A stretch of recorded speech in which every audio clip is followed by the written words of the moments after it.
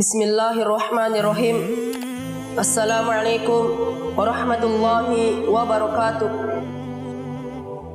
Innal hamdalillah nahmaduhu wa nasta'inuhu wa nastaghfiruh wa na'udzu billahi min shururi anfusina wa min sayyiati a'malina. May yahdihillahu fala mudhillalah wa may yudlilhu fala hadiyalah. Asyhadu an la ilaha illallah wahdahu la syarikalah wa ashhadu anna Muhammadan abduhu wa rasuluh, amma ba'd.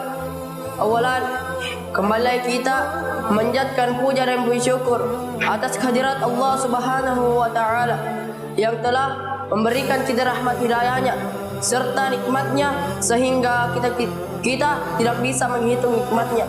Sebagaimana Allah Subhanahu wa taala mempertegaskan dalam firman-Nya yang berbunyi, "Wa in ta'uddu ni'matallahi la tusuha." Jika kamu ingin menghitung nikmatku, la tusuha, niscaya kamu tidak dapat menghitungnya. Dan salawat serta salam tak lupa kita curahkan kepada baginda Rasulullah sallallahu alaihi wasallam yang telah membawa kami Islam yang dulunya gelap gulita menuju alam yang terang benderang, yang alhamdulillah masih sempat kita rasakan pada saat ini. Masyarul muslimin rahimani wa rahimakumullah jami'an. Kita manusia adalah makhluk Allah Subhanahu wa taala yang berfungsi sebagai khalifahnya. Sebagaimana Allah Subhanahu wa taala mempertegaskan dalam firman-Nya yang berbunyi, "Wa idh qala rabbuka lil malaikati inni ja'ilun fil ardi khalifah." Sesungguhnya aku akan menjadikan khalifah di permukaan bumi ini. Dari maksud tersebut kita bisa mengambil hikmah bahwa Allah Subhanahu wa taala menjelaskan bahwa Allah Subhanahu wa taala mendidik kita agar kita bisa menjadi khalifah di permukaan bumi ini untuk mempergantikan makhluk-makhluk lainnya yang telah punah. Dan sekarang makhluk-makhluk yang telah punah telah digantikan oleh Nabi Adam alaihissalam. Mengenai hal pemusnahan, Allah Subhanahu wa taala berfirman mengenai orang-orang sebelum Nabi Adam yang berbunyi, "Tsumma ja'alnakum khalaifa fil ardi min ba'dihim." Sesungguhnya kami akan menjadikan kamu pengganti-pengganti mereka di muka bumi ini sesudah mereka. Dari firman tersebut, dasar pengertian, para malaikat langsung bertanya kepada Allah Subhanahu wa taala secara biologis, dan dasar pengertiannya ialah Allah Subhanahu wa taala menjelaskan bahwa bukanlah Nabi Adam yang pertama berakal di muka bumi ini. Jauh sebelum Nabi Adam sudah ada makhluk lainnya yang telah berakal, sebagaimana yang telah disyariatkan oleh ayat tersebut. Masyarul muslimin rahimani wa rahimakumullah jami'an. Sebagian mufassir berpendapat bahwa yang dimaksud dengan khalifah ialah pengganti Allah dalam melaksanakan perintah-perintahnya kepada manusia. Dan kalimat manusia adalah khalifah di muka bumi ini sudah sangat terkenal, sebagaimana Allah Subhanahu wa taala berfirman kepada Nabi Daud yang berbunyi, "Ya Daud, inna ja'alnaka khalifatan fil ardi." Sesungguhnya aku akan menjadikan khalifah di permukaan bumi ini sebagai penguasa. Masyarul muslimin rahimani wa rahimakumullah jami'an.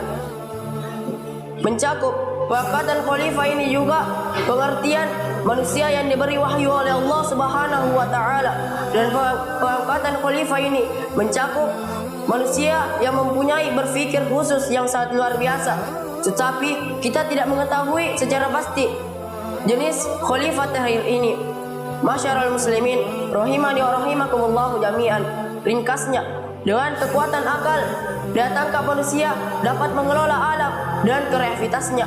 Dengan akal manusia dapat mengelola alam, pertambangan dan pertumbuhan.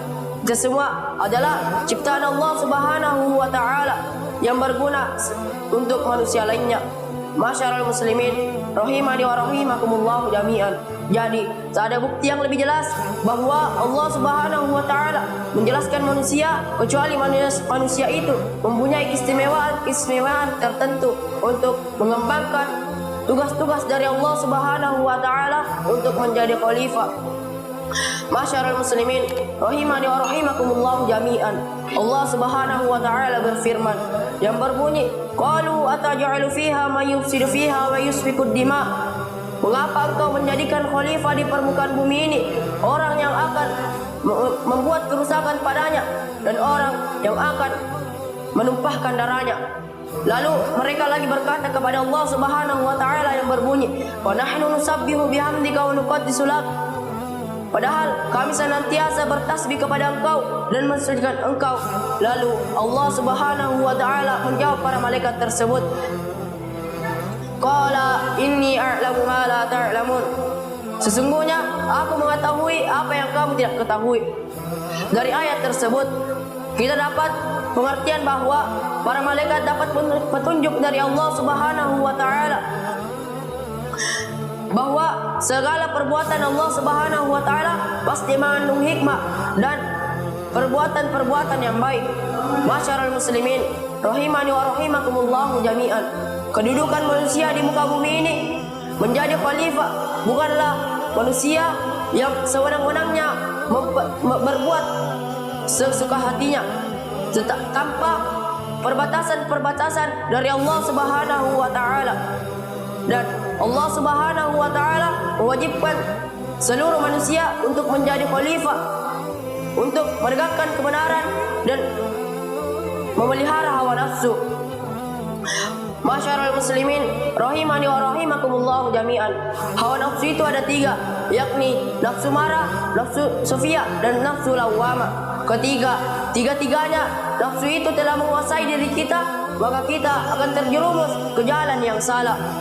Masyarul muslimin rahimani wa rahimakumullah jami'an. Akan adalah salah satunya anugerah yang dari Allah Subhanahu wa taala. Jadi jika kita menggunakan akal dengan sebaik-baiknya, maka kita memperoleh anugerah dari Allah Subhanahu wa taala. Mungkin cukup sekian dakwah saya. Kalau ada kata yang salah, itu datangnya dari saya. Jika ada kata yang benar, itu datangnya dari Allah Subhanahu wa taala. Syukran azza minni. Assalamualaikum warahmatullahi wabarakatuh.